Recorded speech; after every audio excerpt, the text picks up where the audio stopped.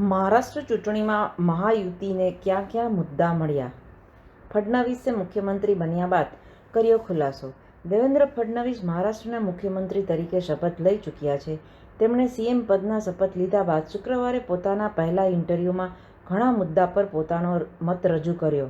ફડણવીસે જણાવ્યું કે મહારાષ્ટ્ર ચૂંટણીમાં અમારા ગઠબંધનને નિર્ણાયક જીત મળી હતી. તેનો સંપૂર્ણ શ્રેય મહારાષ્ટ્રની જનતાને જાય છે.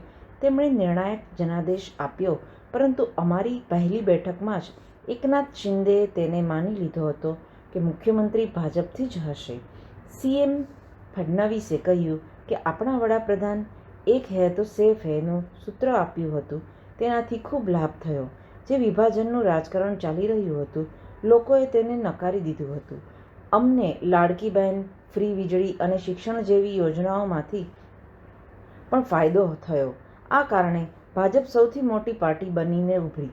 લોકોના મનમાં એક ટીસ હતી, પરંતુ એક હૈ તો સેફ હૈ સૂત્રએ લોકોને આશા આપી. એક હૈ તો સેફ હૈ સૂત્રએ કમાલ કરી.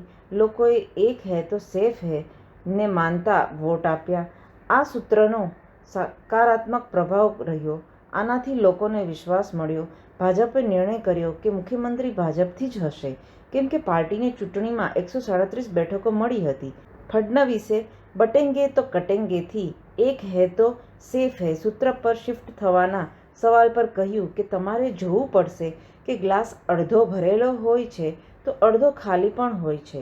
એકનાથ શિંદે ક્લિયર હતા કે સીએમ બનશે નહીં, પરંતુ પાર્ટીમાં આવા નેતા કે કાર્યકર્તા પણ હોય છે જે ઈચ્છે છે કે તેમની પાર્ટીથી મુખ્યમંત્રી બનવા જોઈએ. પાર્ટી કાર્યકર્તા વિચારે છે કે અમારા નેતાનું માન હોય, પરંતુ અમારા મનમાં કોઈ શંકા નહોતી. મારા પોતાના શિંદે સાથે વ્યક્તિગત સંબંધ છે.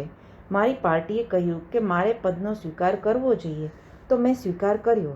એક તથ્ય એ પણ છે કે જો પાર્ટીનો મજબૂત માણસ સરકારમાં હશે નહીં તો પાર્ટી ચાલશે નહીં. સ્ટાર ન્યૂઝ 7 સચ્ચાઈની સાથે.